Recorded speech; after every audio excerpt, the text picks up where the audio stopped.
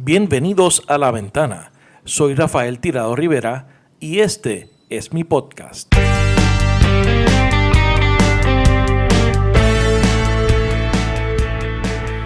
Susana Riquelme, Nerea Palma, bienvenidas a La Ventana. Hola Rafael, hola Nerea, ¿cómo estás? Gracias por la invitación, un gusto. Sí, muchas gracias. Un placer tenerlas de invitadas en el podcast y gracias también por el tiempo que tomaron para coordinar todo esto, toda la conversación, ya que obviamente el tema de Chile está muy interesante y hay muchas cosas pasando en el ambiente. Yo espero que sea una conversación interesante. Pero antes me gustaría comenzar porque nos digan, se presenten, qué es lo que ustedes hacen. Vamos a empezar contigo, Susana.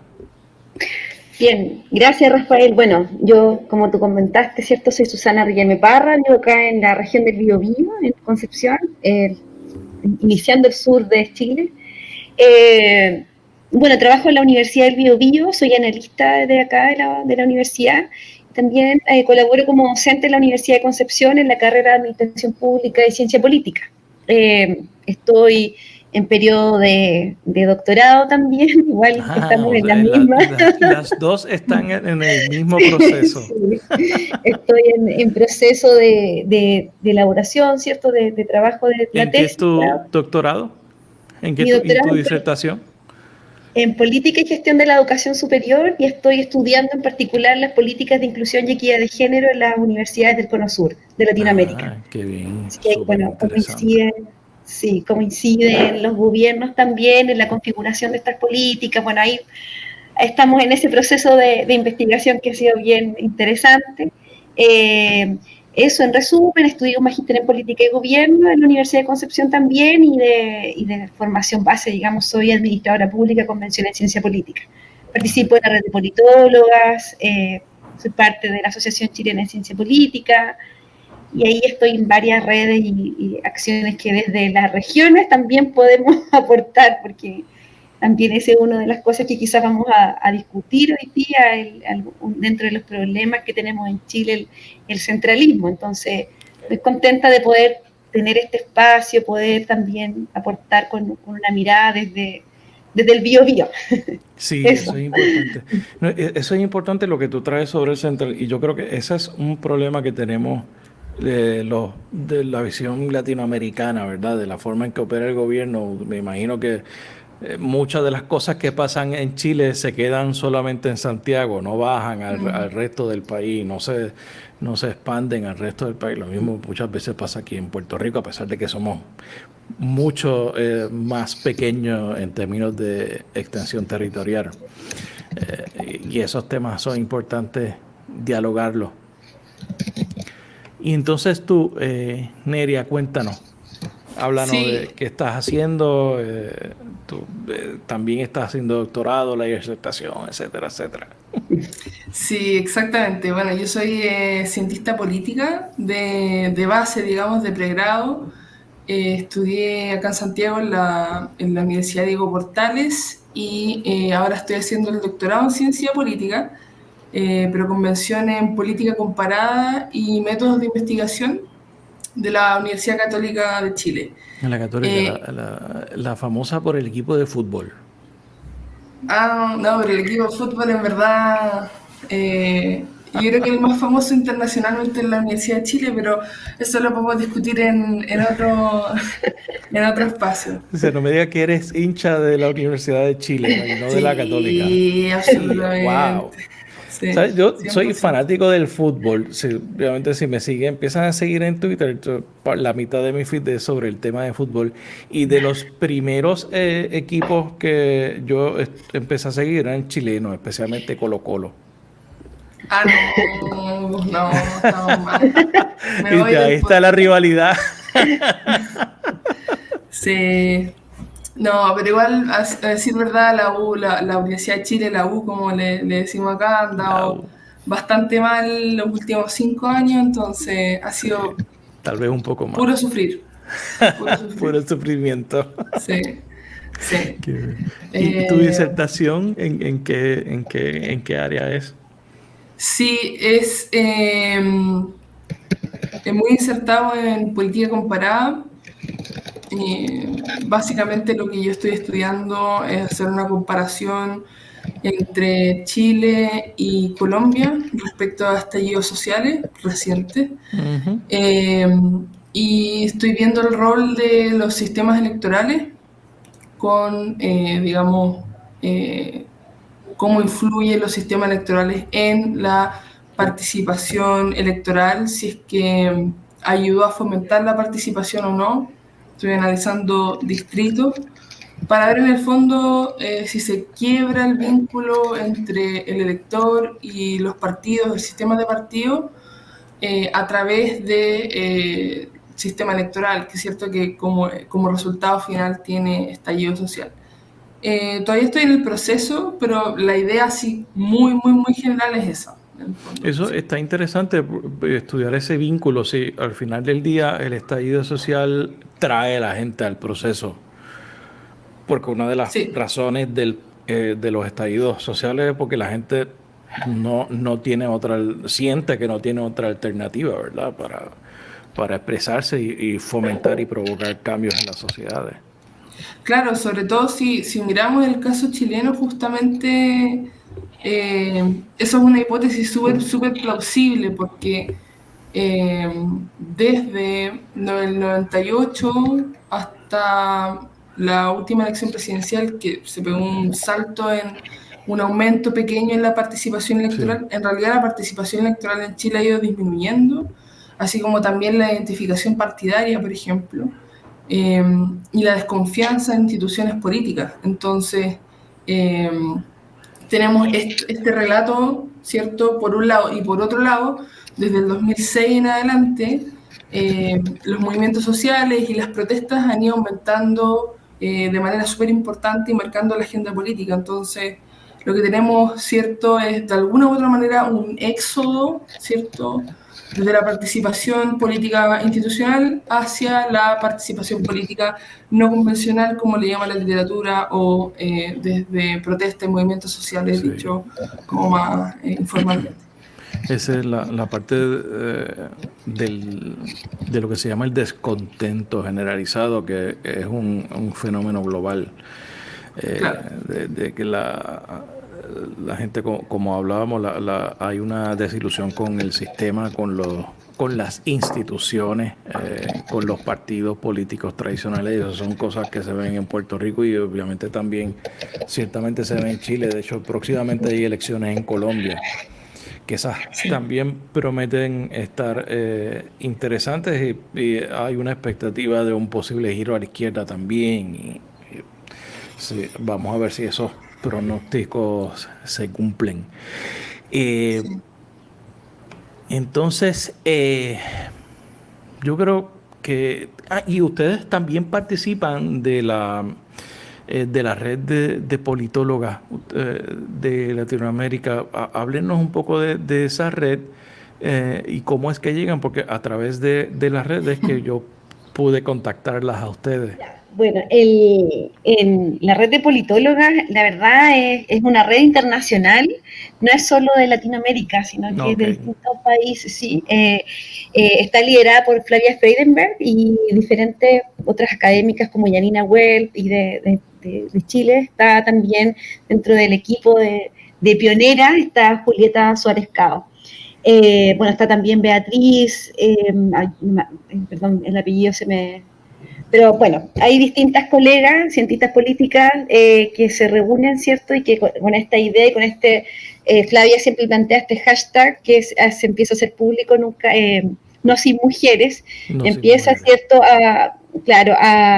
A tratar de incomodar un poco los lugares, los procesos y también la ciencia política como disciplina para que en el fondo no solamente sea una disciplina generalizada, sino que también es donde podamos, en tanto en la disciplina como en nuestro quehacer profesional, de diferentes puntos de vista, porque politólogas se desempeñan en diferentes aspectos, no solamente en la academia, puedan, ¿cierto?, ser visibles, puedan ocupar los distintos espacios y visibilizar los aportes que las diferentes mujeres realizan. Una red tremenda. Yo, de verdad, he conocido muchas compañeras de Chile, especialmente tenemos un chat súper activo donde compartimos experiencias, datos, nos apoyamos y así también nos vamos conociendo. De verdad ha sido muy, muy interesante ser parte de la red. Yo estoy en la red desde el año 2020. Allí ingresé a la red de politólogos. Exactamente. De hecho, una de las cosas que yo observé buscando, obviamente, recursos para invitar para discutir sobre este tema, es que la mayoría que están de los que están en los medios son hombres. Y entonces yo dije, yo creo que una de las cosas que yo quiero hacer, de las cosas que quería hacer originalmente con el podcast, es también tratar de amplificar la voz de mujeres que participen en diferentes áreas de la vida política, social, económica, porque muchas veces los hombres dominan la discusión pública y eso es una de las cosas que me llamó la atención, que casi todos los analistas políticos, todos los que están en redes son hombres. Y entonces pues ahí fue que haciendo la búsqueda pues encontré la red y en la red le doy muchas gracias a Julieta, me parece que fue la persona que nos puso en contacto y entonces llegamos y yo creo que eso entonces hace una labor excelente para amplificar esas voces y ya hablamos para seguir cooperando en el futuro, así que espero que sea positivo. Me parece que la pasada elección, ahora yendo un poco más directamente al tema, a los temas que vamos a tratar hoy, me parece que la pasada elección definitivamente fue una elección de cambio fundamental en Chile. Yo creo uno lo ve por la atención internacional que tuvo la alta, como tú dijiste, el aumento en la participación, ¿verdad? Que hubo especialmente en la segunda ronda en referencia a la primera. Y lo más interesante es que se rompió con los dos bloques tradicionales del centro derecha y la centro izquierda chilena, que eran los partidos hegemónicos que siempre habían participado. Hubo una ruptura con esos partidos. Se elige a Gabriel Boric como presidente electo más joven de la historia. Él ahora hace poco cumplió 36 años. Es el que mayor cantidad de votos ha obtenido en la historia de Chile, de votos totales. Creo que es el primero que en segunda vuelta llega primero, habiendo llegado segundo en la primera vuelta. Es una figura que miraremos un poco más adelante, pero me gustaría primero conocer cuál es el sentir de ustedes de cuáles fueron los detonantes de esa victoria. Y eso obviamente nos lleva un poco a el mandato segundo de Piñera, ¿verdad? Que es el predecesor de Boric y sé que fue un periodo también de estallidos sociales que se desarrollaron en Chile, complicado, con un panorama bastante complejo que nos trae entonces la elección de Boric. Empezamos contigo, Susana.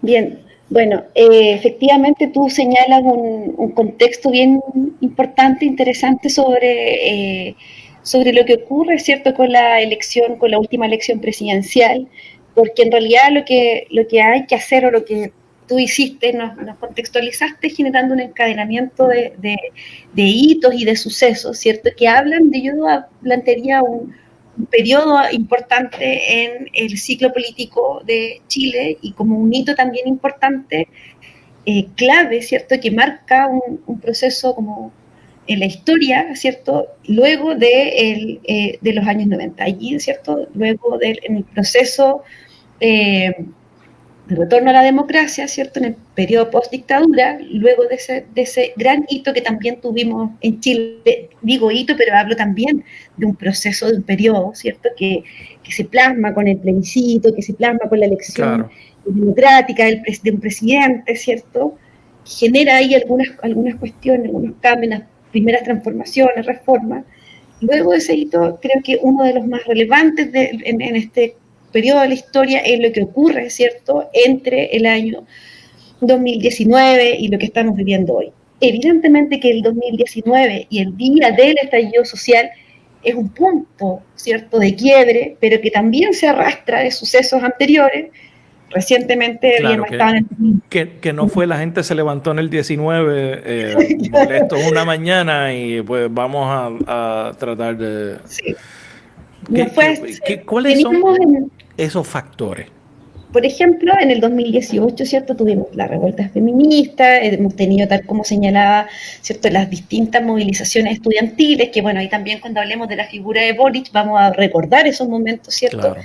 Pero en particular ya el estallido social viene a mostrar un descontento ciudadano, un malestar social, también un poco de desilusión social, tristeza. Hay muchos sentimientos y emociones que generan este estallido a propósito de de una crisis multidimensional, ¿cierto?, que efectivamente se genera precisamente en un gobierno de derecha, el gobierno de Sebastián Piñera. ¿Qué ocurre allí? Bueno, son varias razones que se cruzan, ¿sí? Por ejemplo, el centralismo. Hablamos del 18 de octubre siempre, ¿cierto? El 18, tenemos como el hito, pero para nosotros en regiones, esto partió el 19 de octubre, ¿sí? Entonces, esto, por ejemplo, claro. Pero hablamos de desigualdad, hablamos de problemas de desigualdad estructural en educación, en salud, en vivienda, y en ese momento, ¿cierto?, ocurre quizás por una cuestión particular, un problema grande en Santiago, ¿cierto?, que se aumenta el valor del metro, digamos, del transporte público. Sin embargo, es mucho más allá. Hablamos de mal transporte público, de largas horas de espera, hablamos de un problema estructural enorme. Fueron tantas demandas, fue tan gigante esta revuelta, este estallido, puede tener diferentes denominaciones dependiendo de dónde lo estemos mirando, ¿cierto? Claro. Que finalmente hay un punto de coincidencia en toda esta revuelta, los fondos de pensiones, por ejemplo, tema importante, y hay una coincidencia que es la Constitución, que sostiene este modelo y esta forma de vida desigual, esta instalación de este modelo, ¿cierto? Incluso Chile se habla como el experimento, ¿cierto? Y esa es la Constitución que fue realizada en tiempos de dictadura. Que esto es básicamente un quiebre del sistema neoliberal que se montó básicamente en Chile como el gran laboratorio en donde se experimentaron con políticas, a mi entender, retrógradas, ¿no? ¿Cuál es, por ejemplo, la democracia regresa en el 90? Sale Pinochet luego del poder y los gobiernos que vinieron luego, esos gobiernos mantuvieron esas políticas en función. Sí. Por eso este periodo que estábamos señalando marca ese quiebre que tú señalas, esta ruptura, porque efectivamente son gobiernos post-dictadura, por lo tanto también hay que mirar con ese lente estos procesos graduales, de cambios, de transformaciones. También hubo un cambio constitucional en el año 2005, ¿sí? La firma de la Constitución es de Ricardo Lagos, ¿no? Entonces, hay algunos hitos también que se van generando desde allí, pero lo que efectivamente ocurre es que tenemos una Constitución, la base, porque las reformas fueron algunas importantes, por ejemplo, no tener más senadores designados, pero el modelo de vida, digamos, el modelo de forma se mantiene la misma estructura de 1980, que fue finalmente lo que durante todos los gobiernos de la exconcertación, la mayoría, ¿cierto?, junto a los gobiernos de la derecha, fue su base normativa para poder desarrollarse. Evidentemente con diferencia entre uno y otros gobiernos, algunos lograron mayores reformas, mucho más, no sé, por ejemplo, lo que generó la expresidenta Michelle Bachelet, ¿cierto?, el fin al sistema binominal, por ejemplo, poder generar algunas normas básicas de paridad para poder en las elecciones del Poder Legislativo, por ejemplo, pero que no generan una gran transformación finalmente todo este proceso, todos estos años, en los modos de vida y la desigualdad que existe en Chile. Y ese cambio genera, bueno, un antes y un después, podríamos señalarlo así, y de ahí en adelante, bueno, todo comienza a ser distinto. Tenemos el plebiscito, tenemos elección histórica de gobernadores, que eso también viene desde antes, por supuesto, pero empezamos a tener todo y además tuvimos un año muy movido de elecciones, tuvimos bastantes elecciones en pandemia, ahí se generó un tema bien interesante, y efectivamente ocurre que las dos coaliciones que gobernaron Chile durante los últimos 30 años quedan fuera de este mapa político, de las preferencias y de la ciudadanía. Tuvimos dos candidatos que pasaron a segunda vuelta que no representan en ningún caso a estos dos grandes conglomerados. Por una parte, Gabriel Boric, cierto que es una persona de izquierda, pero sin embargo socialdemócrata, sí, no de extrema izquierda. Yo creo que eso igual también va tal vez quizás decir algo similar, porque a diferencia del otro candidato que sí era extrema, se muestran como dos posiciones diferentes, no son equiparables en términos de cuando hablamos de extremo, entre comillas, pero sí, en lo que sí podríamos decir que hay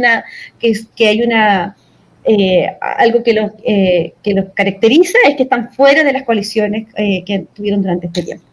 Y eso también, bueno, tiene que ver con el mal manejo, quizá la poca valoración o la mala valoración que la ciudadanía tenía, por ejemplo, el gobierno de Sebastián Piñera, lo que señalaba, ¿cierto?, Nerea, un proceso de ya desconfianza enorme con las instituciones públicas, la sensación de desigualdad, los datos que constatan esa desigualdad, etcétera. O sea, eso más o menos es como la explicación previa de por qué tenemos este cambio en la configuración política que además se muestra en el Congreso, en la elección de convencionales constituyentes, por ejemplo.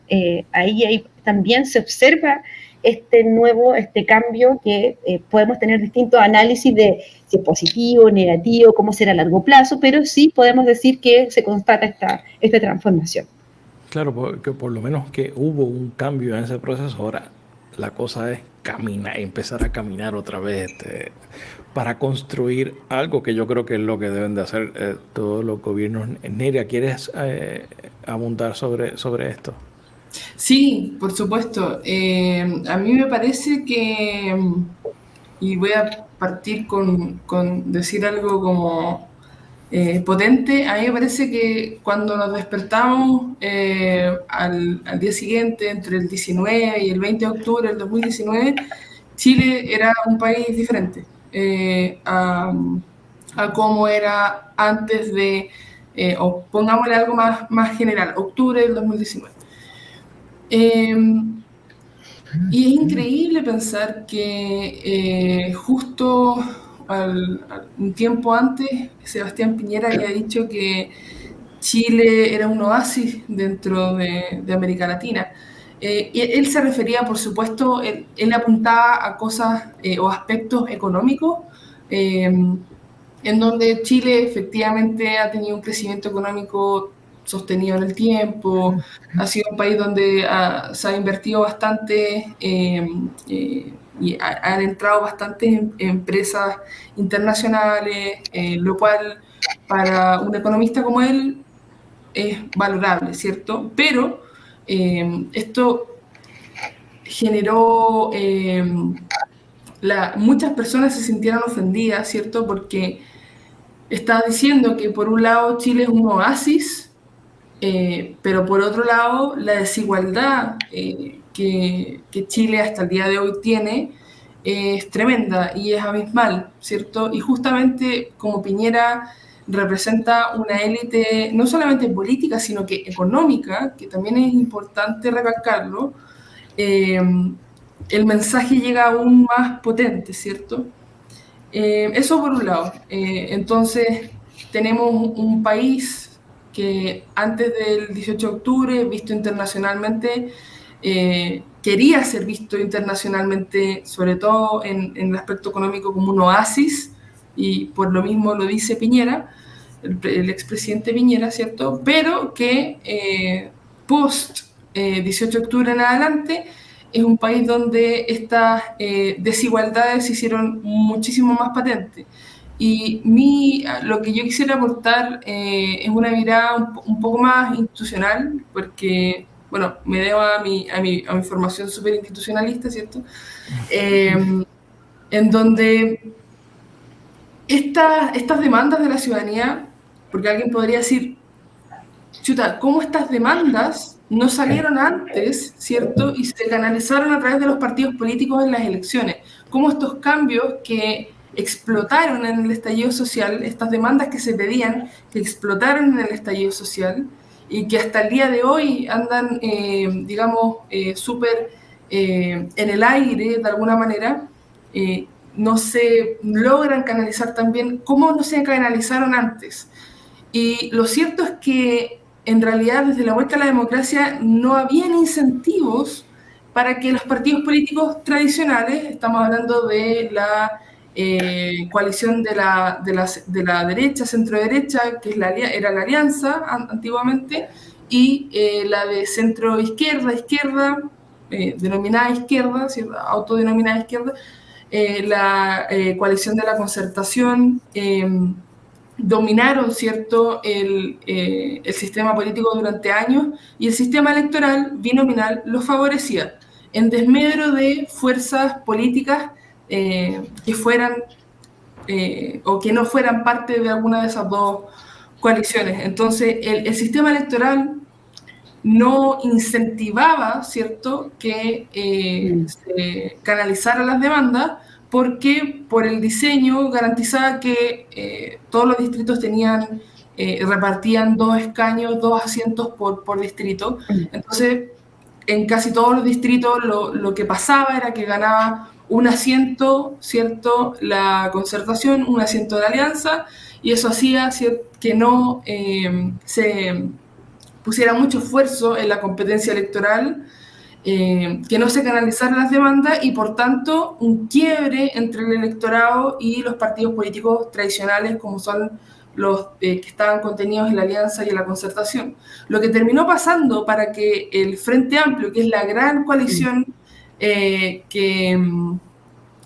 la que es parte Gabriel Boric con su partido, Convergencia Social, lo que terminó pasando es que dentro del sistema electoral la concertación, en ese entonces ya no era mayoría, pero fundamentalmente era lo mismo, más el Partido Comunista, le cedió un cupo a partidos del Frente Amplio para que pudieran entrar al Congreso, ¿cierto? Y ahí, por ejemplo, entró Giorgio Jackson, que es otra de las figuras relevantes que ahora es, de hecho, ministro de Gabriel Boric, entró al Congreso. Entonces, el sistema electoral no lo permitía, la coalición concertación le abrió un espacio al Frente Amplio, de hecho, estuvieron puestos en el gobierno de Michelle Bachelet, parte 2, ¿cierto? Y desde ahí en adelante, el Frente Amplio, que en ese momento no se llamaba Frente Amplio, esta como coalición grande, entró como fuerza política en Chile. Entonces, básicamente lo que yo veo es que hubo un quiebre entre el electorado y los partidos políticos tradicionales desde la vuelta a la democracia, pero porque no habían incentivos institucionales para que se comunicaran con la ciudadanía.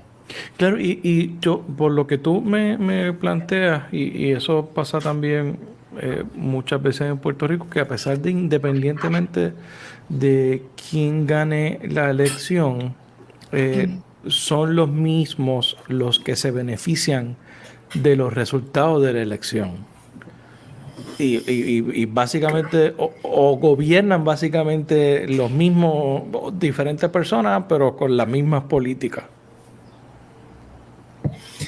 Claro, en Chile pasó eso en el sentido que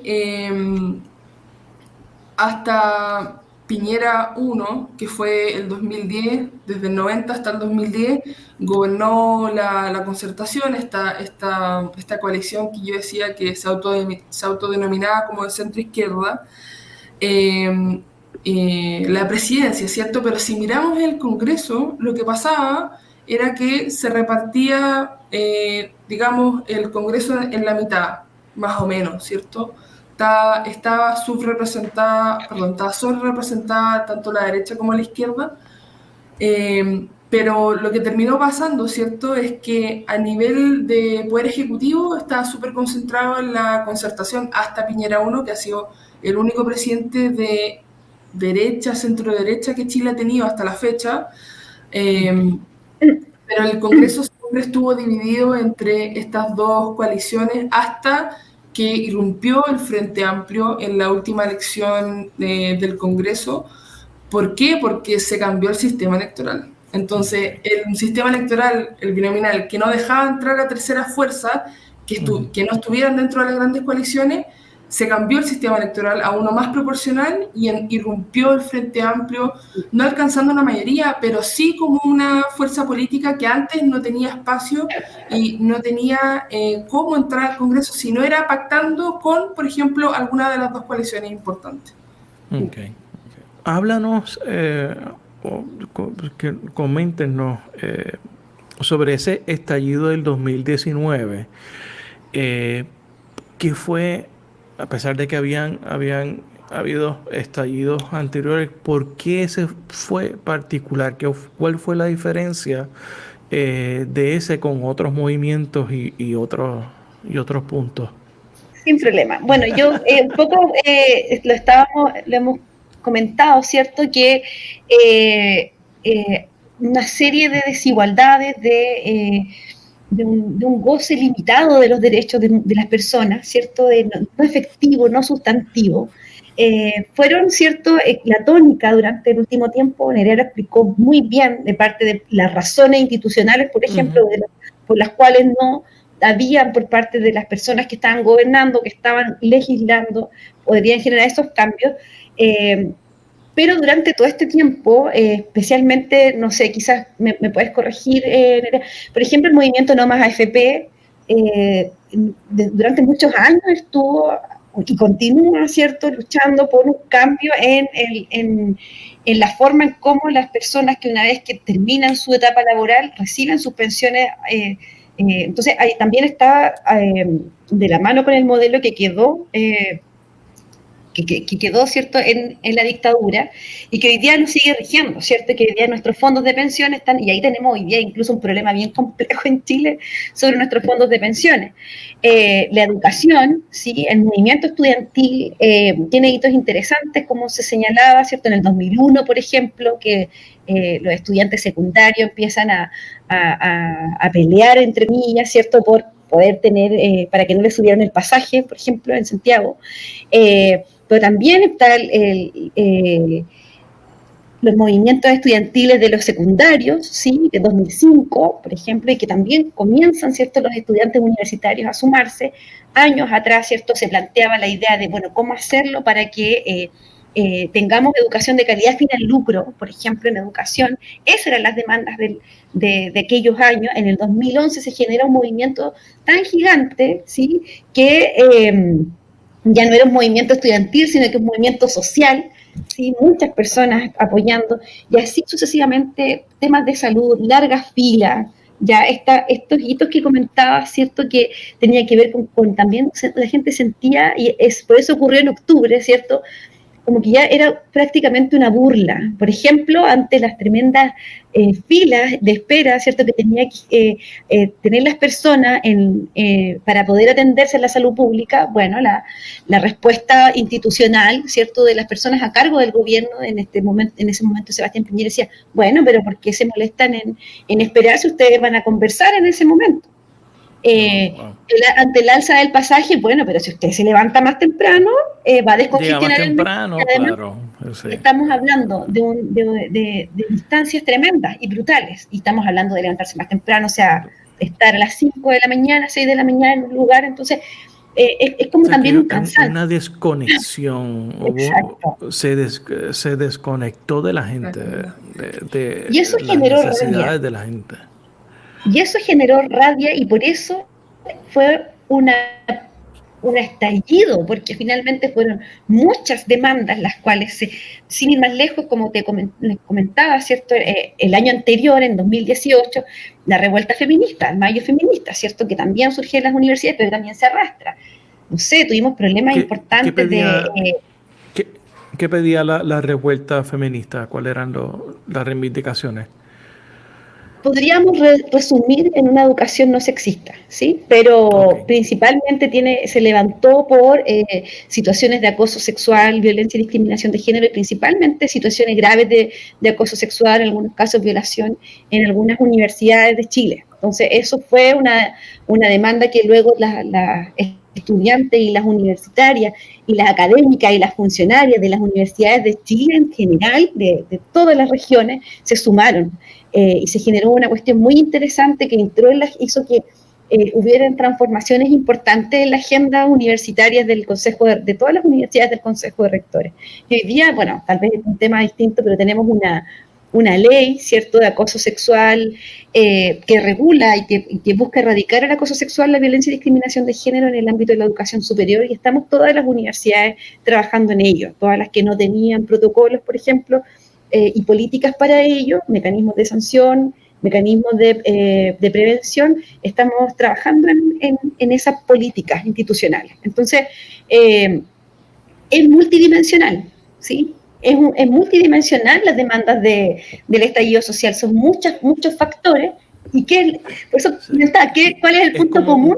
Que fue como una bola de nieve.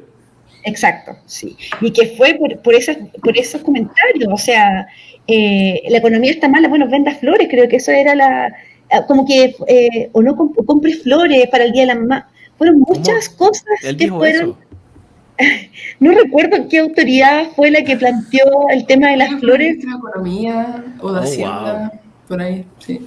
Entonces es como una burla a lo que viven las personas, o sea, cuando se plantea, no, mira, en realidad te puedes levantar mucho más temprano, o sea, estamos hablando de dejar a familias solas, a hijos que no tienen cómo llegar al colegio, o sea, es un problema estructural enorme. ¿Y qué ocurre? Bueno, ante esa rabia, ante ese descontento, porque igual subieron el precio del metro, estudiantes secundarios y secundarias, saltan los torniquetes, y se lanza. Que no necesariamente era por el aumento del metro, que probablemente si lo hubieran aumentado hace 10 años no hubiera pasado nada, pero fue entonces el detonante para todo eso que estamos... Okay. Eso es muy parecido también en el 2019 nosotros tuvimos nuestro...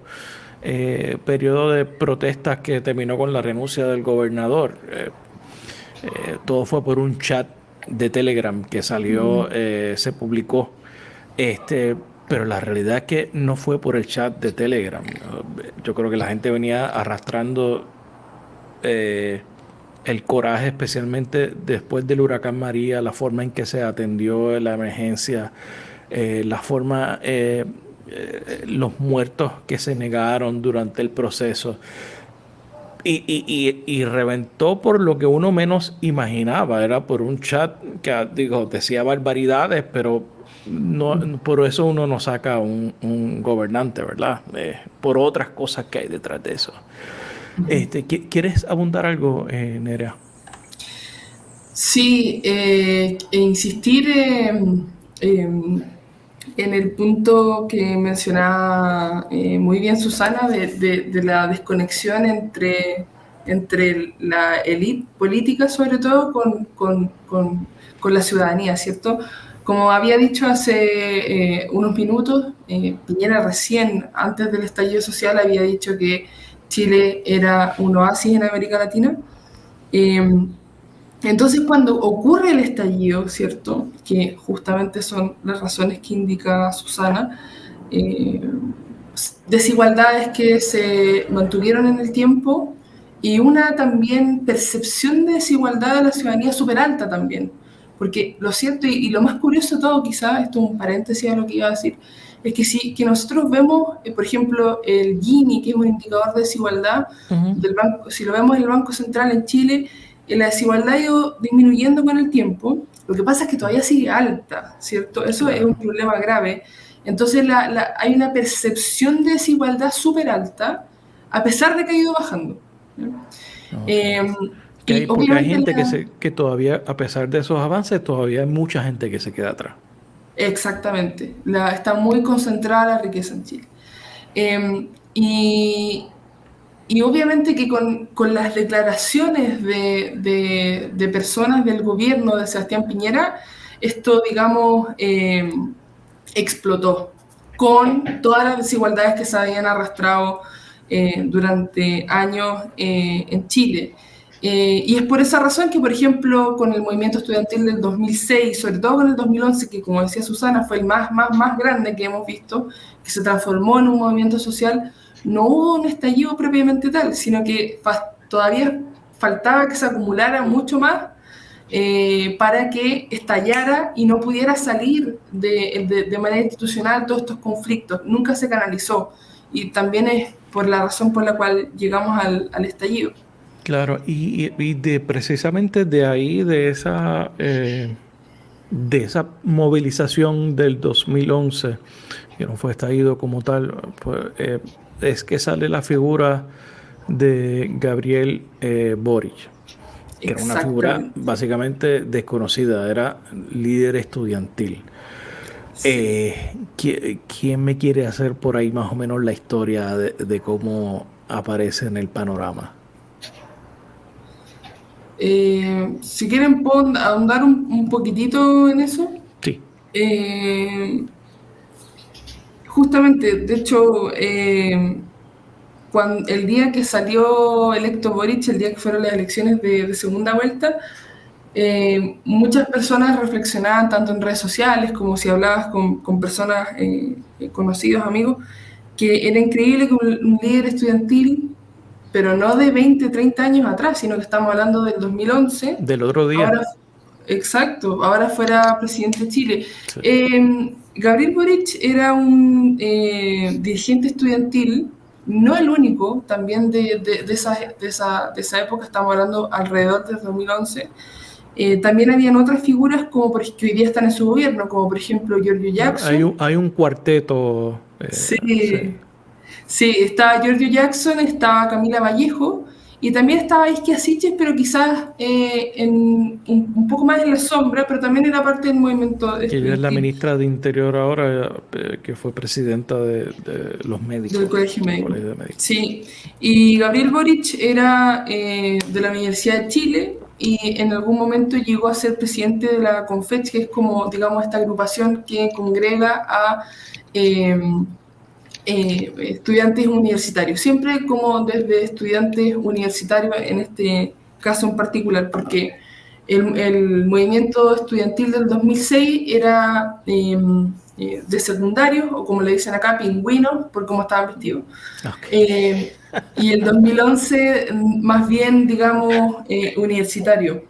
Y ahí aparece la figura de Gabriel Boric, y quizás lo más curioso de todo es que la figura de Gabriel Boric no era tan popular como sí lo era la figura de Giorgio Jackson y la figura de Camila Vallejo, que ahora son parte del gobierno, pero que él no era el líder en primera línea. necesariamente, no era la persona más carismática.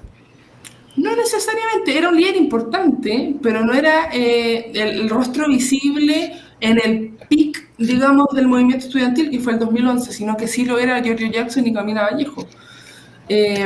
Pero lo importante es que ellos tres entraron al Congreso y desde el Congreso empezaron a hacer su carrera política, digamos, más importante. Entonces Gabriel Boric, Camila Vallejo y Giorgio Jackson entraron al Congreso como diputados, ¿cierto? Se mantuvieron los tres por 2 periodos y los tres decidieron estar solamente 2 periodos como diputados y apostar por la carrera presidencial detrás de la figura de Gabriel Boric para, sorpresivamente, y de manera muy sorpresiva, de todas formas, ganar la presidencia. Yo creo que ni ellos se lo esperaban antes de las primarias que hicieron dentro de la coalición de Gabriel Boric. Boric se enfrentó a un miembro del Partido Comunista, ¿correcto? Alcalde de Recoleta, sí, Daniel Jadwe. Okay. Sí, exactamente. En la primaria. ¿Cómo se conformó esa coalición? Esta coalición es nueva, es reciente, Claro. No es una coalición que tiene una trayectoria como la tiene la exconcertación, que después era Nueva Mayoría, o la derecha, que ha cambiado de nombre desde Alianza por Chile hasta Chile Vamos, por ejemplo. Es reciente y es una coalición que es media extraña porque dentro de la coalición, que sería el Partido Comunista, ¿cierto?, hay una coalición además dentro, que es el Frente Amplio, que tiene otros partidos más pequeños dentro. Una coalición dentro de la coalición misma. Exacto. Entre ellos Convergencia Social, que es el partido del presidente, pero también hay otro partido importante como Revolución Democrática, que es el partido de Giorgio Jackson, ¿cierto? Y hay otros partidos más pequeños dentro, como Comunes, también ha estado muy en boga el Partido Comunes, pero son partidos más bien pequeños, no son partidos como, por ejemplo, con la tradición del Partido Comunista, ¿cierto? Son partidos más pequeños que se congregan en esta coalición grande, un poco más grande, que se llama Frente Amplio. Y nació simplemente porque el Frente Amplio se rehusaba a aliarse con la Nueva Mayoría, exconcertación, y encontró en el Partido Comunista un aliado que quizás no pensaron, no estaba dentro de las intenciones, pero que tenían algún tipo de congruencia programática mayor que con la exconcertación o Nueva Mayoría. Interesante. ¿Quieres añadir algo, Susana? Bueno, quizás añadir lo que ocurre con esta coalición sorpresiva, ¿cierto? Con esta nueva coalición que es bastante nueva, como señalaba, ¿cierto? Pero que es el proceso que viene de primaria y después de la elección misma, que en el fondo fue muy interesante lo que ocurrió con Gabriel Boric. Bueno, con la coalición en particular, porque les fue muy bien en la primaria, o sea, digamos, en términos de cantidad de votantes para hacer una elección, ¿cierto?, que no participan muchas personas, de todas las candidaturas que estuvieron allí, de Apruebo Dignidad y de la derecha, ¿cierto?, porque esas dos coaliciones se sometieron a primaria. Gabriel Boric sacó el primer lugar en términos de votación individual y Apruebo Dignidad. Sí, o sea, y Apruebo Dignidad también, o sea, primer lugar de votación individual, Gabriel Boric, segundo lugar, Daniel Jadwe del Partido Comunista, y recién en tercer lugar viene el ganador de la derecha, ¿sí? Entonces, eso también es como un poco un poco de la explicación por lo que viene después. O sea, también yo creo, como decías, Nerea, ¿cierto?, que fue sorpresivo quizás para el Partido Comunista, porque la principal alianza o la estrategia de esta coalición también era porque tenían un candidato fuerte que era Daniel Jadwe. Era su principal, esa era lo que ellos también buscaban, ¿no? Pero finalmente ocurrió todo lo contrario. Gabriel Boric le fue muy bien en las tres, digamos, se sometió a 3 elecciones durante ese proceso. Eso como agregar a esta figura de Gabriel Boric y bueno, también igual quizás como agregar algunas características que creo que son interesantes de él en su rol de diputado también, que yo destacaría como, por ejemplo, de Magallanes, ¿sí?, una región más austral de Chile, entonces regionalista, tiene esa mirada también que es importante y que además lo dice... Hablando de descentralización. Entonces, claro, también hay una cercanía y una cuestión distinta, ¿sí?, que es diferente, digamos, a las otras candidaturas que por lo general surgen desde Santiago, ¿cierto? Entonces también allí yo agregaría eso. Y sabe, bueno, en términos como de su forma, quizás mientras fue diputado le ocurrieron algunas cuestiones complejas. Por ejemplo, cuando en pleno estallido social se firma el Acuerdo por la Paz, ¿ya? El 15 de noviembre del 2019, en pleno estallido social, ya estaba todo muy, muy complicado en Chile. El Congreso se reúne, ¿cierto? Y se firma este acuerdo por la paz, que lo que busca es generar este plebiscito, ¿cierto? Para ver si es que la ciudadanía quiere o no cambiar la Constitución. Ahí se genera este acuerdo que tiene algunas cuestiones que quedan, entre comillas, amarradas, como los 2/3, qué sé yo. Hay varias cosas que allí surgen y que personas de su propio sector político y el Partido Comunista no se hicieron parte, digamos, bueno, el Partido Comunista no se hizo parte de ese acuerdo, ¿sí? Y personas de su mismo sector político, no estoy segura aquí, puedo equivocarme en lo que voy a decir, si es que del mismo Congreso, porque también estaba la otra diputada, Catalina, se me olvidó estoy mala para el nombre, pero... a mí me parece que él fue solo, básicamente. Sí, entonces firmó el Acuerdo por la Paz, fue muy criticado, sin embargo, sostuvo y mantuvo su postura. Y fue muy difícil, ¿ya? Yo creo que fue un momento muy tenso. Fue de madrugada, o sea, fue como bien bastante tenso. Lo firmó con convicción y eso generalmente ha generado este proceso, o sea, dentro de muchas otras cuestiones más, pero generó este proceso de cambio de constitución que estamos viviendo.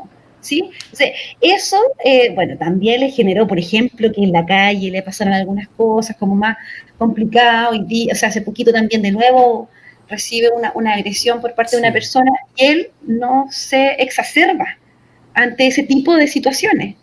Él se mantiene como tranquilo, convencido de lo que está haciendo y se muestra así. Entonces yo creo que eso también, en términos de características de la figura de Gabriel Boric, es interesante. Y además le agregaría dentro de lo interesante que ha sido esta elección y este proceso, es que en el 2011 estaba Piñera de presidente, entonces este grupo de estudiantes se tuvo que enfrentar con ese gobierno y que después tuvo que ese gobierno entregarle el mando. El poder a esos estudiantes. Sí. Correcto, sí, que es una locura, jamás hubiera uno pensado en apenas, qué sé yo, 10 años casi de eso. Yo creo que está el panorama completo que nos trajo hasta el momento de la elección de Boric.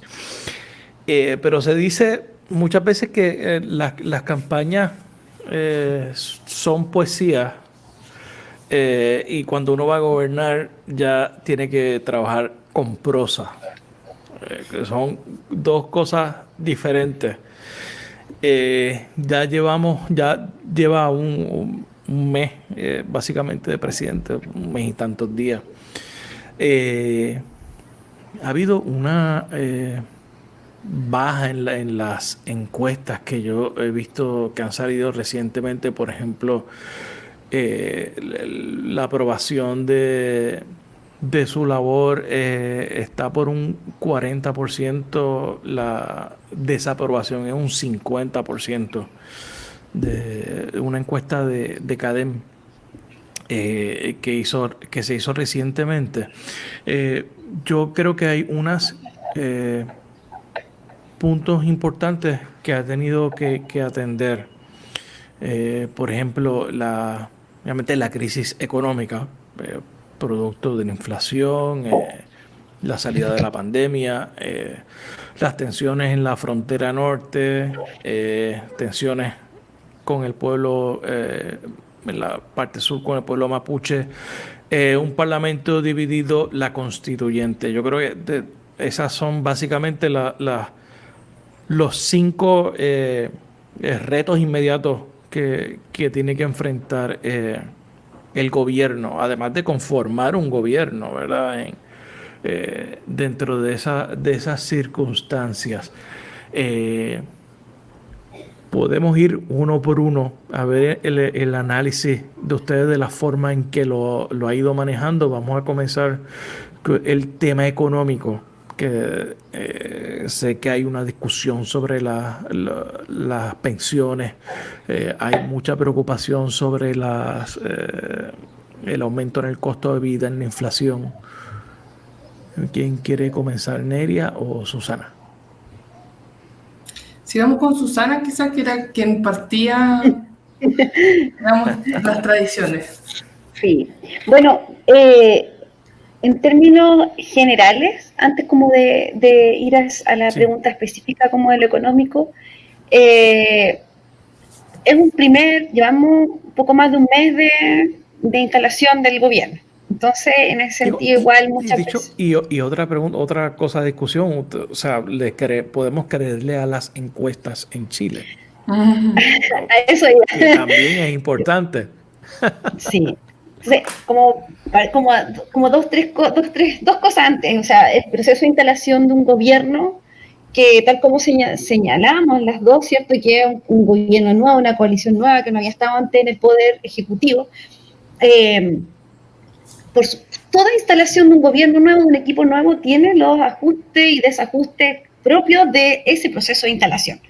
Por lo tanto, evaluar además una gestión que venía con muchas críticas, ¿sí? Que un modelo también, ¿cierto? Pero sobre todo el último gobierno de Sebastián Piñera, que fue un gobierno que dejó el país bastante complicado, ¿sí? En términos económicos, en términos sociosanitarios, en términos emocionales, incluso si lo queremos plantear. Hay un problema ahí grande. Entonces, en ese proceso como de ajuste, yo creo que es un poco prematuro poder todavía decir, mira, estamos así y ya está. Sí creo que en este proceso de instalación se han dado ya no solamente, como tú decías, poesía o señales, sino que cuestiones concretas que van en función de lo que se prometió en campaña de gobierno. Algunas cuestiones en particular, por ejemplo, que se generó y que son transformaciones también súper importantes de la estructura del poder político en Chile y que todavía no están legisladas como tal. O sea, esto no es obligación del presidente o de los gobiernos hacerlo. Por ejemplo, los gabinetes paritarios. Tenemos un gabinete donde hay más mujeres que hombres y eso es primera vez en la historia de Chile. Tenemos cargos súper importantes, estratégicos, ¿cierto? A nivel de comité políticos, las principales personas con quienes se reúne el presidente, que habían sido históricamente ocupados por hombres, como el cargo de ministro del Interior. Hoy día, por primera vez, tenemos una ministra del Interior. A ello se agrega que sube, digamos, a este lugar, ¿cierto?, la ministra de la Mujer. Entonces, eso también es un cambio importante porque en el fondo estamos en este proceso mirando la política y la acción pública con mujeres y transversalizando, por ejemplo, el enfoque de género, pero también desde un enfoque y de una perspectiva feminista, ¿sí? Y eso fue parte de lo que se planteó en campaña y que yo creo que es importante destacarlo, porque además, por ejemplo, en materia económica, mucho de lo que se plantea tiene que ver con el empleo de las mujeres, por ejemplo. El encuentro que tuvo hace poco el presidente Gabriel Boric con el presidente Alejandro Fernández en Argentina, se tocó la temática, fue con la ministra de la Mujer, la ministra se reunió con la ministra de la Mujer de Argentina, y dentro de las propuestas, de los ejes de trabajo que ambos países van a generar, tiene que ver con el empleo de las mujeres, por ejemplo.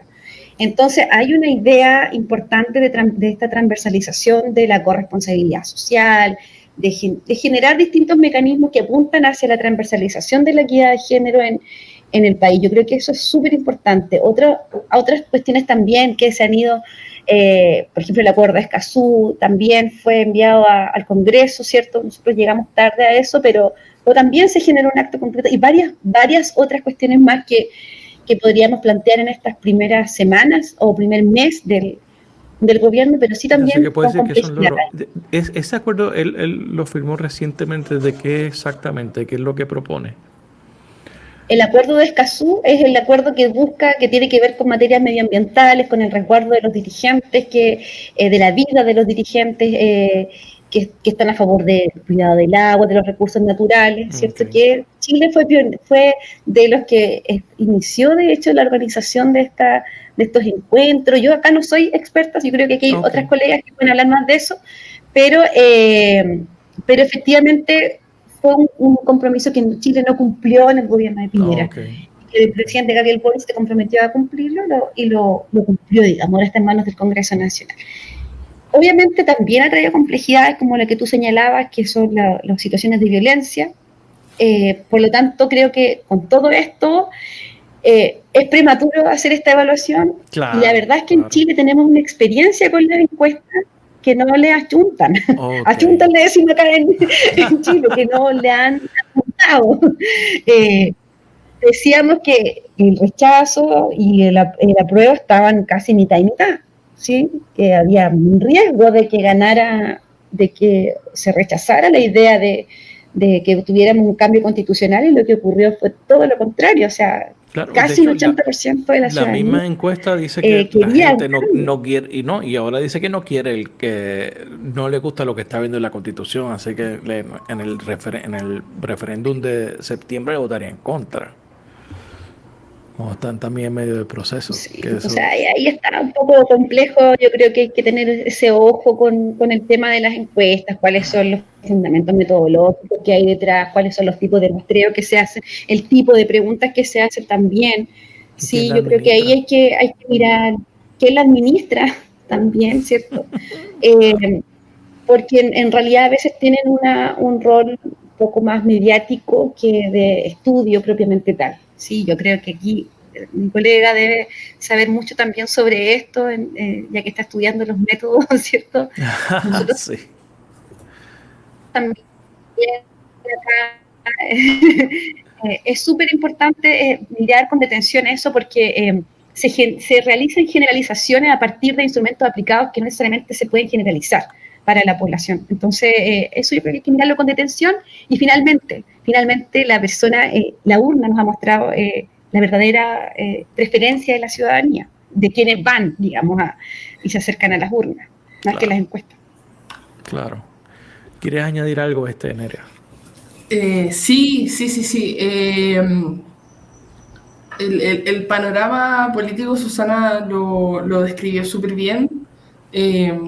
Y obviamente hay que acordarse también que el gobierno actual lleva un poquito más de un mes, y justamente es muy difícil que genere un cambio en 180 grados de un país que recién está siendo gobernado por una coalición muy reciente y que lleva poco tiempo en el poder. Además, que no es solamente un gobierno nuevo, sino que es básicamente un grupo nuevo de personas, ¿verdad?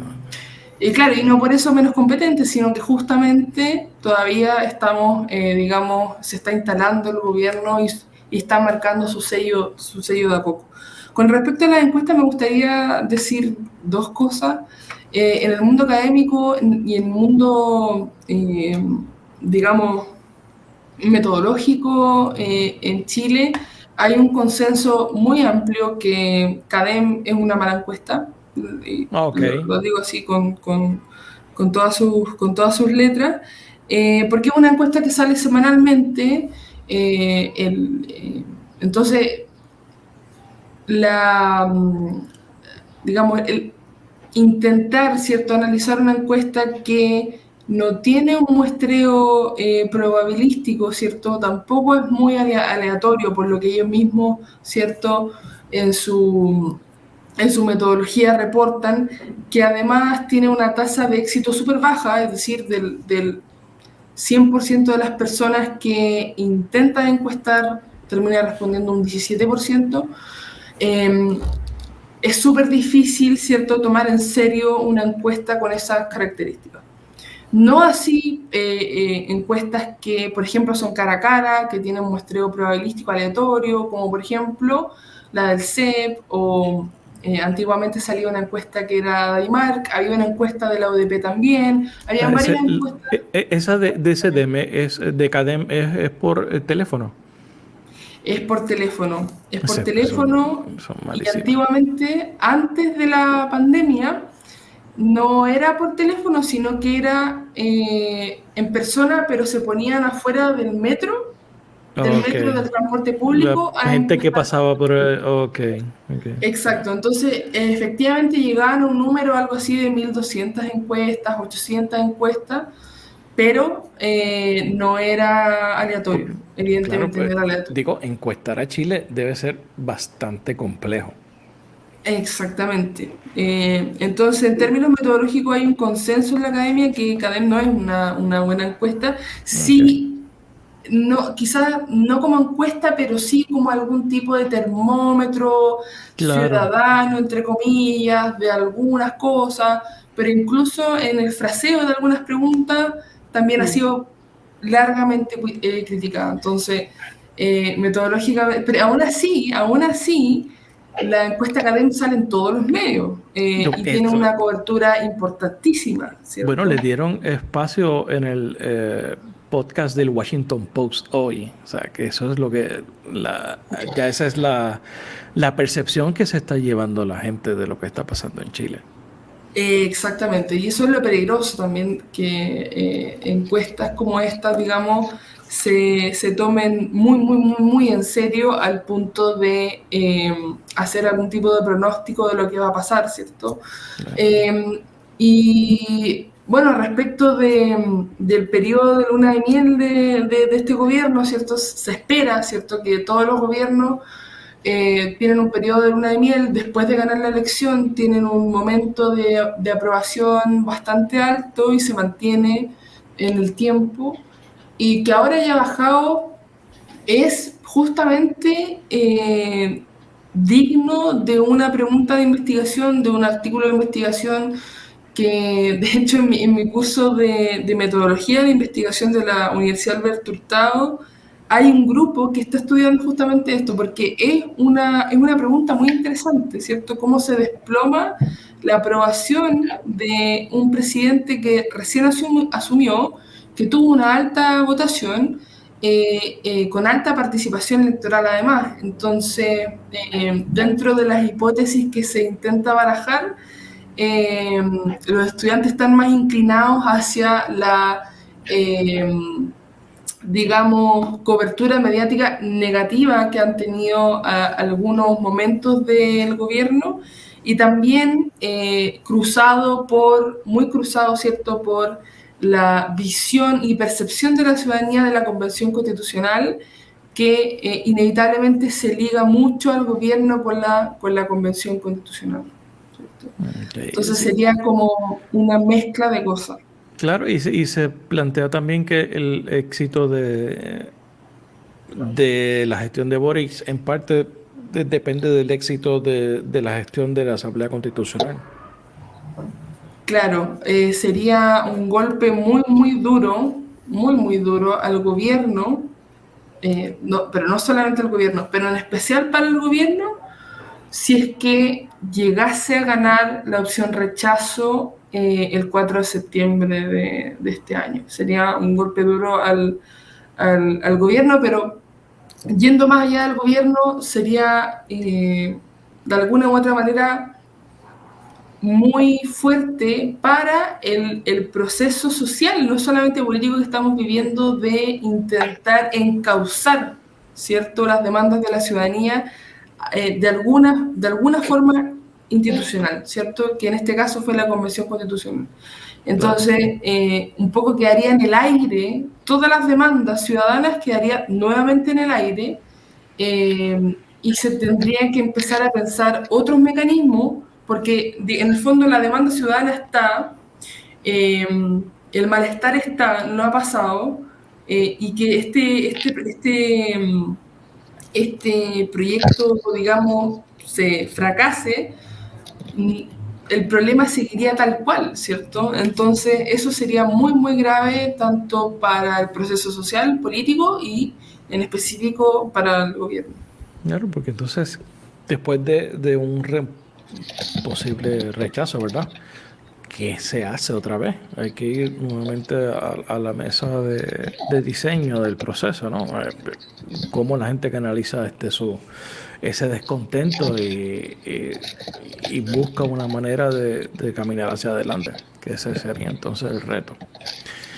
Eh, En términos, la crisis económica, retomando otra vez esos puntos que había identificado sobre los retos que tiene el gobierno en estos primeros meses, ¿cuál ha sido el mensaje del gobierno con relación a la recuperación, con relación a nuevos programas y cambios en términos de políticas públicas?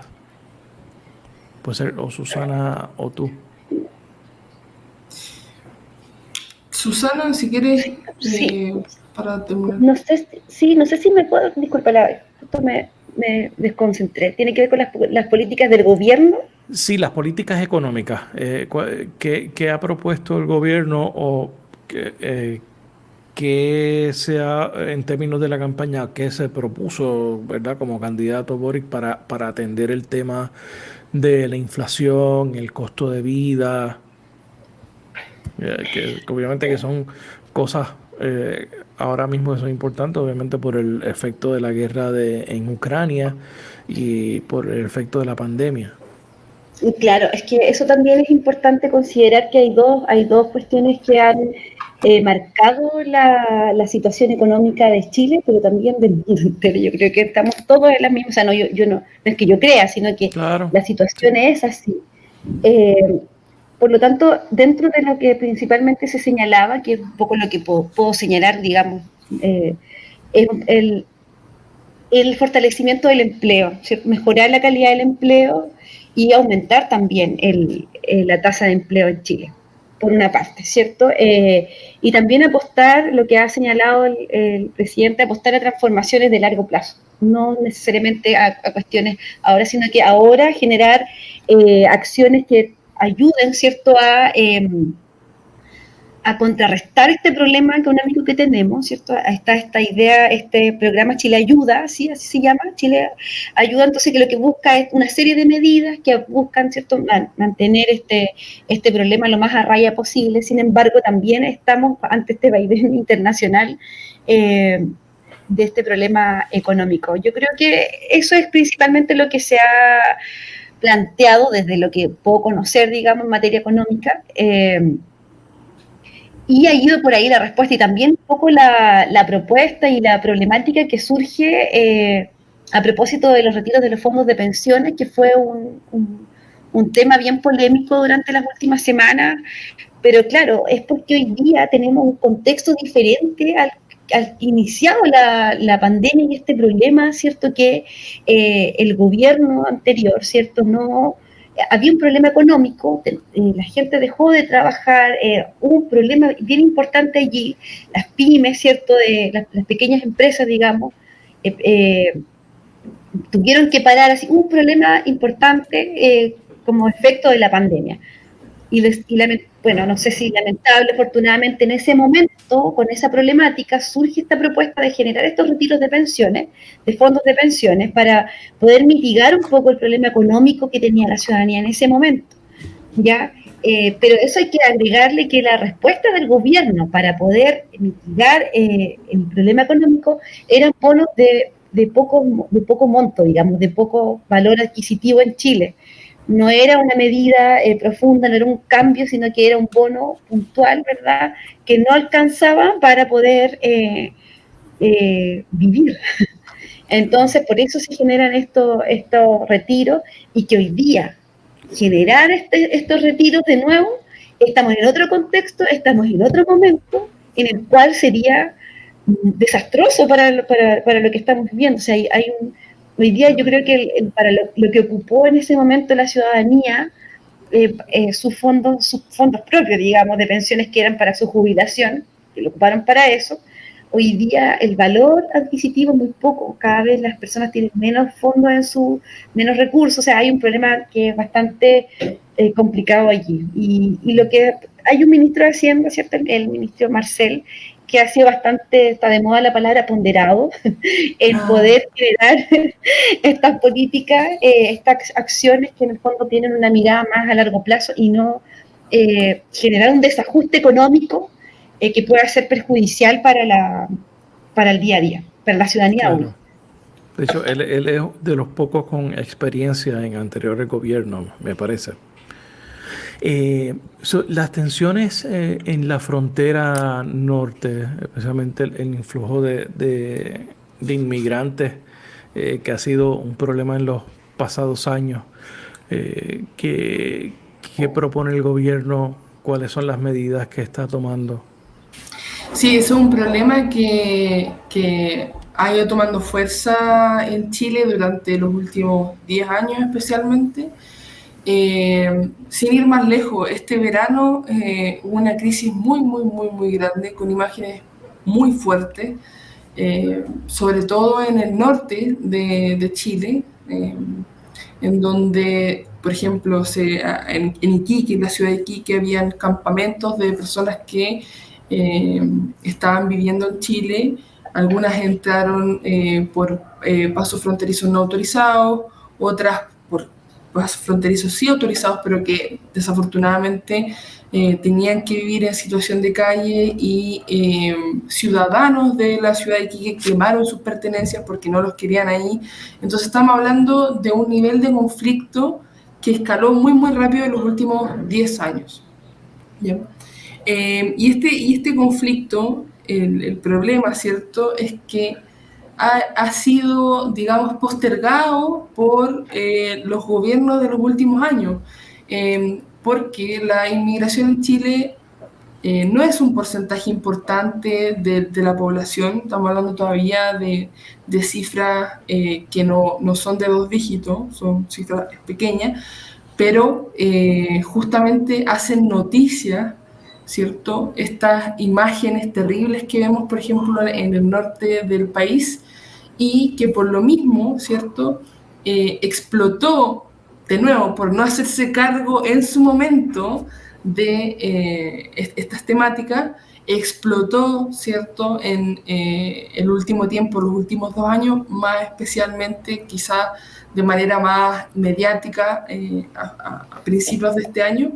Y, por ejemplo, cómo respondió el gobierno de Piñera, el gobierno saliente, fue simplemente dilatando la situación, llevando a fuerzas policiales también a la zona. Se declaró un estado de emergencia en esa zona. Se declaró militar. un estado de emergencia, como también ocurrió al sur del país. Exacto. No por temas inmigratorios, sino que por problemas con, por ejemplo, comunas que tienen alta tasa de personas mapuche, que no son quienes han tenido necesariamente los problemas con la policía, sino otros grupos que están dentro de ese territorio. Entonces ha sido el tema de inmigración muy maltratado en Chile, muy postergado, donde no se le ha dado la importancia necesaria que ahora viene a explotar. Y un poco sobre la marcha de esta crisis hay que empezar, ¿cierto?, a tomar medidas más importantes. Este gobierno en particular viene desde otra óptica, ya no desde lo policial, desde lo militar, sino más bien a generar consenso, no solamente en inmigración, sino también, aprovecho de tocar el tema de la Araucanía, y más bien de diálogo. Y ese es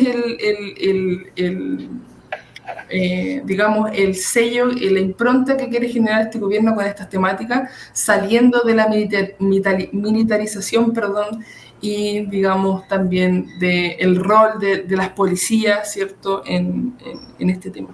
Entonces, el conflicto con el pueblo mapuche, que lo mencionaste ahora, Nerea o Susana, si quieres explicarlo, ¿qué es lo que está pasando? ¿Qué es lo que ocurre exactamente? ¿Cuáles son las peticiones del pueblo?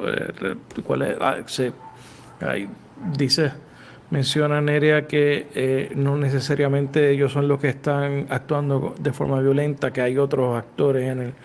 ¿Qué es lo que está pasando en esa zona?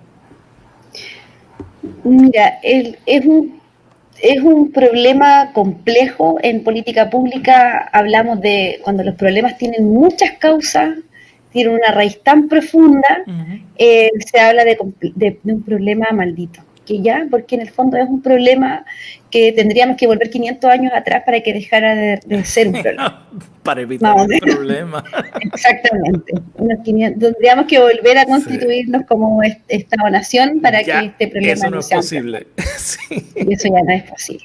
En ese sentido, es un problema histórico, un problema de tierras, ¿cierto? Es un problema que se vivencia no solo por una cuestión puntual, por eso lo que planteaba Nerea, ¿cierto? Que no es un tema como que tiene una sola causa y que se ha ido trabajando y abordando desde una sola mirada, que es la mirada más punitiva, más de represión, ¿cierto? Pero en realidad es una temática que tiene que ver con las tierras, ¿sí? Con tierras, con territorio mapuche, ¿sí? Que durante todo este proceso histórico enorme hay una disputa, hay un conflicto en torno al uso de esto. A la facilidad que tuvieron también la industria forestal en poder entrar a este territorio y poder generar todo un tema ahí de tala, de ocupación, ¿cierto? De bosque nativo, por ejemplo, el cual hoy día también no solamente se agrega que hay un problema de disputa de tierra, sino que también se agrega un problema del agua, por ejemplo. Incluso en el sur de Chile estamos hablando de lugares que no tienen agua producto de esta industria forestal que tiene grandes plantaciones de pino y eucaliptos que generan una degradación de la tierra tremenda y que hayan estas problemáticas de esta naturaleza. Entonces es un problema bastante grande, también hay un problema de pobreza en la región de la Araucanía, en la provincia de Arauco, de acá en la región del Biobío.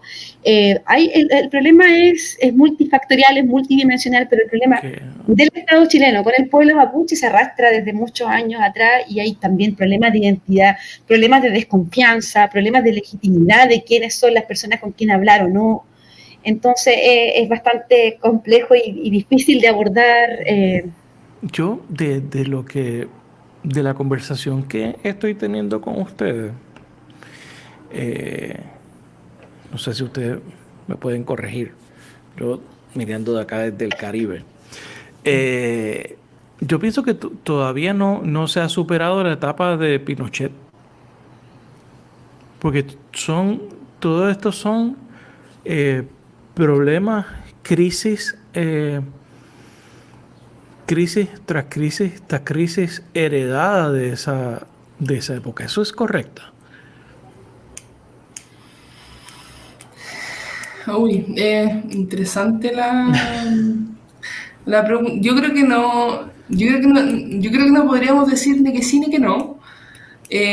Pero yo creo que hay un poco de arrastre de estas problemáticas, pero también es súper importante recordar que como han habido varios gobiernos entre medio, es un problema son problemas que de alguna u otra manera no se han hecho cargo los gobiernos. Entonces, claro, le podríamos echar la culpa Lo que pasa es que Pinochet era efectivo escondiendo esos problemas.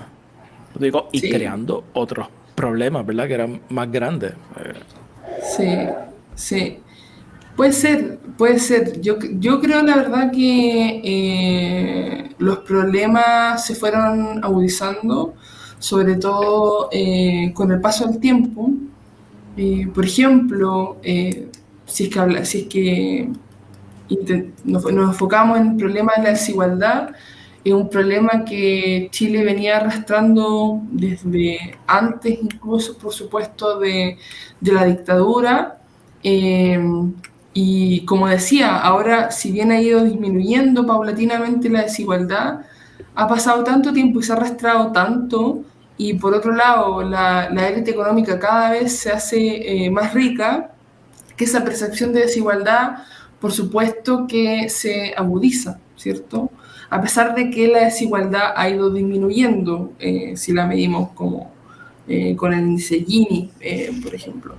Entonces son problemas que quizás gobiernos no han puesto énfasis o el énfasis que la ciudadanía quisiera, y quizás por lo mismo es que están siendo tan críticos en este momento, porque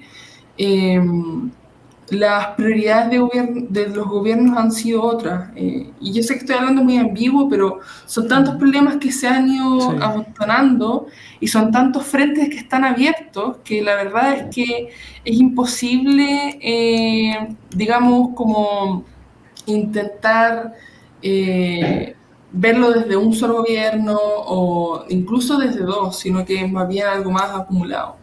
Claro, y que es sistémico. Bueno, vamos a ir cerrando un poco qué están viendo en Netflix o qué recomendación tienen de serie que están leyendo, escuchando para cambiar un poco el tema. Bueno, yo tengo re poco tiempo para estar en Netflix, la verdad. Netflix me ve a mí. Me imagino que las dos están en el doctorado, así que no hay mucho tiempo para hacer nada. Sí, la verdad, pero estoy viendo Chernobyl en HBO, ¿sí? Muy buena, recomiendo Borgen, súper buena. y recomiendo Borgen, que pronto empieza la cuarta temporada acá en Chile. Estoy esperando esa temporada también, la veo muy buena. ¿Tú, Nerea?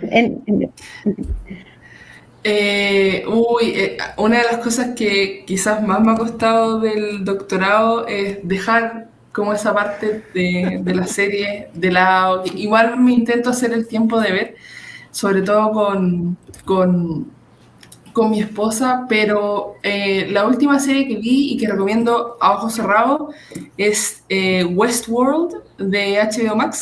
Muy buena. Es muy buena. Y esa fue la última serie que vi y que vi a gusto, digamos, como algo para recomendar. Es muy intensa. También estoy intentando, pero es más difícil encontrar el tiempo para leer novelas, es aún más difícil. Pero la última novela que leí fue Beneath the Scarlet Sky, que es sobre la Segunda Guerra Mundial y cómo un héroe que efectivamente existió, italiano, cuenta cómo él vivió la invasión nazi a Italia. Muy livianito. Sí, me imagino. Es duro, es crudo, pero a mí me gustan todas las novelas históricas, entonces qué bien. Eso podría recomendar de lo último que he leído y que he visto. Bueno, algo que quieran añadir. Agradecer a ti, Rafael, de todas maneras. Susana, sí, también agradecer la oportunidad de conversar, también de estar junto a Nerea, que no habíamos tenido la oportunidad de conocernos. También contigo, Rafael, por interesarte también en los temas, en lo que estaba sucediendo en Chile. Y obviamente que ahí uno no es experta en todos los temas, pero sí hay algunas aproximaciones que permiten tener el panorama. Así que agradecida también por esta conversación. Sí, muchísimas gracias, fue muy grato, así que gracias a los dos también por hacer esta conversación tan amena y bueno, con Susana estamos en nuestra salsa hablando de nuestro país, así que muchas gracias por la invitación. Tremendo, a ver si regresan más adelante a ver cómo ven las cosas y ojalá que todo salga bien. Bueno, Susana, Nerea, gracias por estar en La Ventana. Gracias. Gracias, Rafael. Que estén bien. Cuídense. Chao.